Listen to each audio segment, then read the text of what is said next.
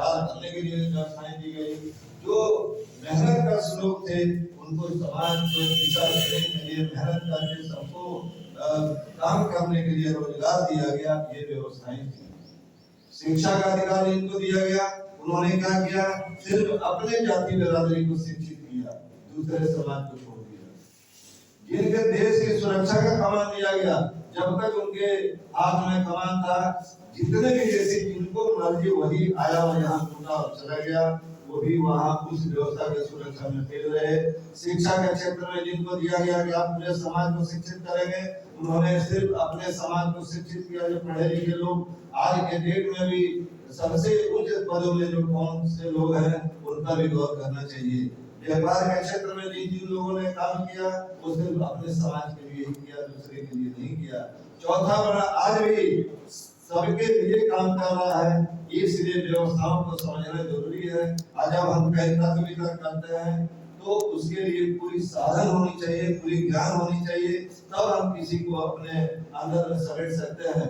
गौतम बुद्ध जी का उदाहरण आता है, उन्होंने ये आज तो कोई भी बात हो जाता है, हिंदू मुस्लिम की बातें होने लगती है। हिंदू मुस्लिम का मतलब आप कोई भी बात कर लीजिए, हिंदू मुस्लिम धर्म की परिभाषा क्या है? धर्म की परिभाषा इंसानियत का संदेश देता है। आज जो है हम इस देश में जिस ढंग से देश को बांटा जा रहा है, आपसी द्वेष पैदा किया जा रहा है, ये धर्म नहीं, एक संगठन है। मुसलमान मुस्लिम धर्म भी धर्म नहीं है, एक संगठन है जो सिर्फ अपने बारे में सोचता है। हमारे यहाँ हिंदू समाज में भी एक संगठन का रूप देता हूँ मैं, सिर्फ अपने बारे में सोचता हूँ संगठन है।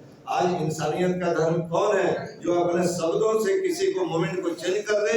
जैसे अमरीवाल जैसे आदमी, कोई एक संत ने जो है, महात्मा बुद्ध ने ऐसी घुट पिलाई कि वो व्यक्ति जो है अमरीवाल, जिन्होंने उनके विचारों से आकर के राक्षसी रूप से आकर के इंसानियत रूप में आ गया।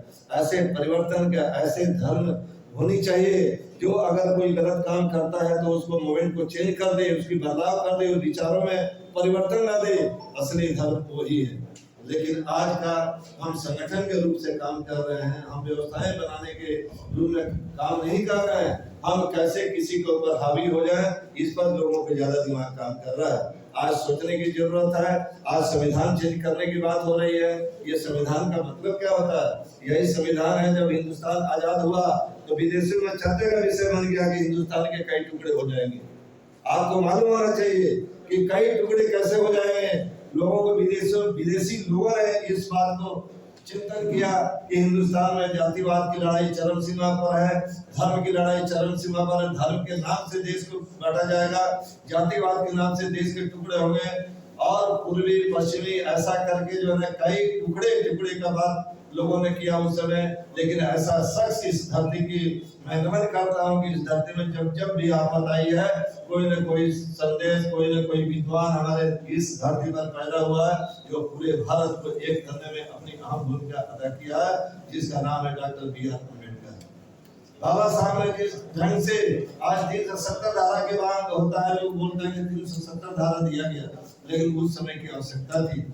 उस समय की आवश्यकता 370 धारा नहीं होता तो कश्मीर चला जाता, और आरक्षण नहीं होता तो एक हिंदुस्तान जो है इस देश में बनाना पड़ता है।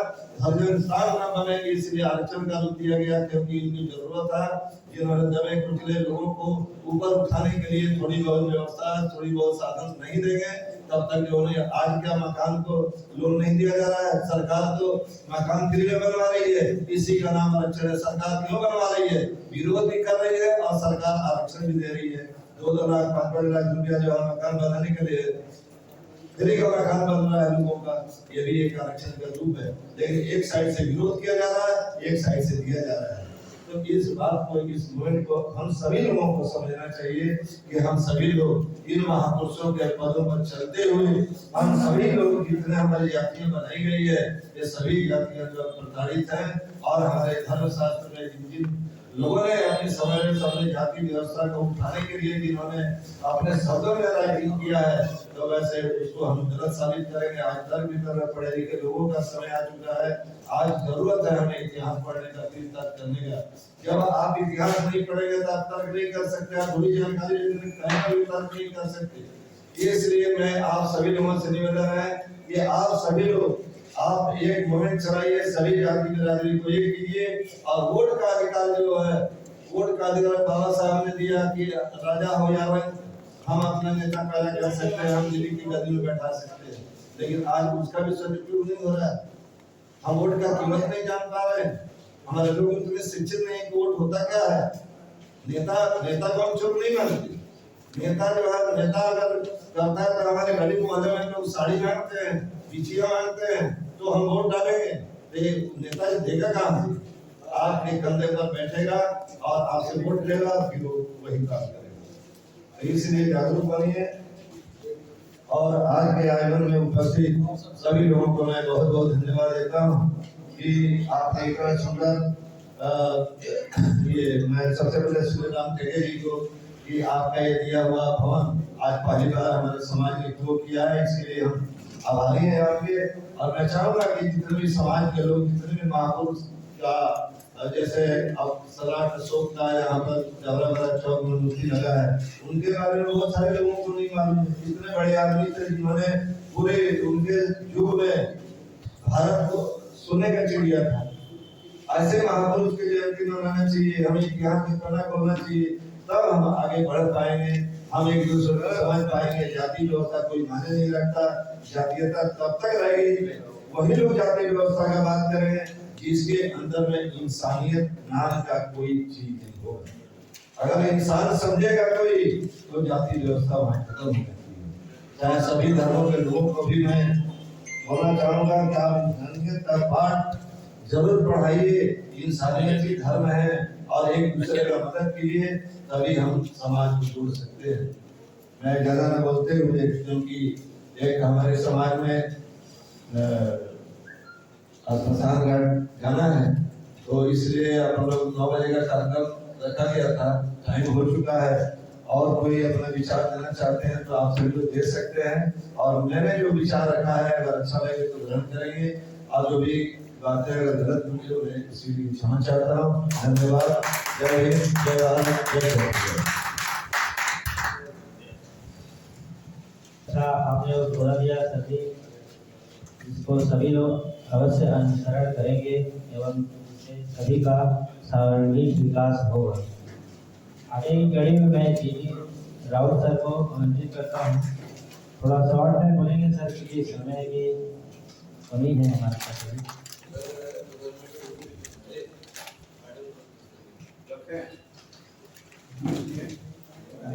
जिन जिन महापुरुषों ने भारत में सामाजिक व्यवस्था के खिलाफ संघर्ष किया और अपने बात को लोगों के समक्ष रखते हुए मनुष्य को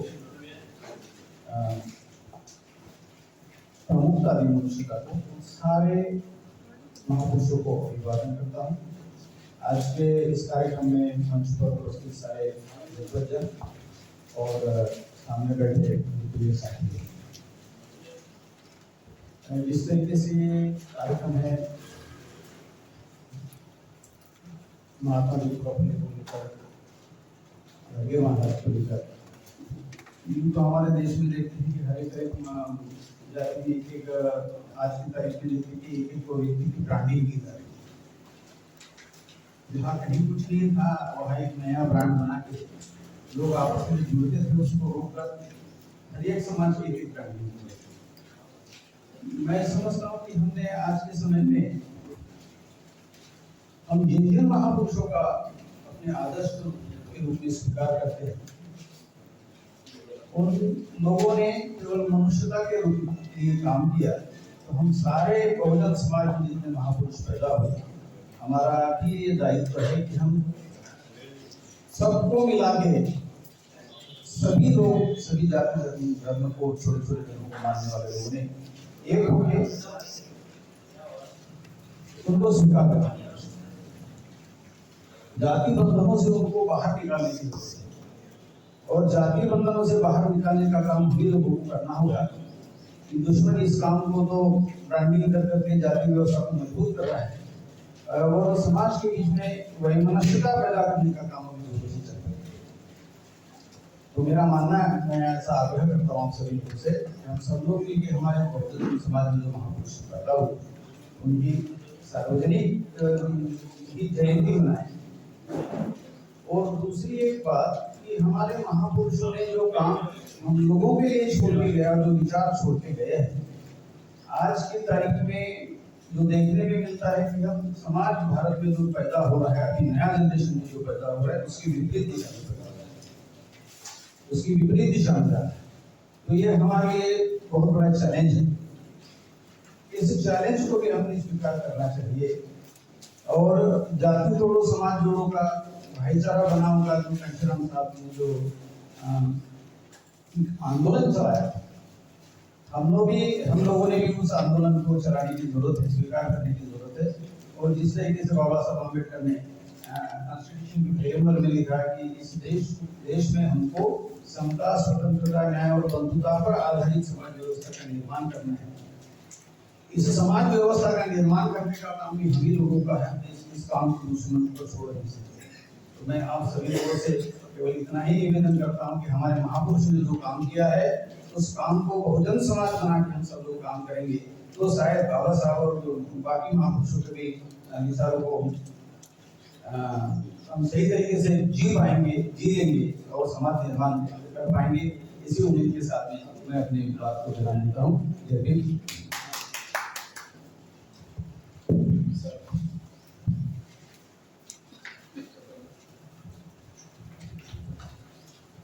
आगे की कड़ी में और कोई साथी अपना विचार रखना चाहेंगे तो मैं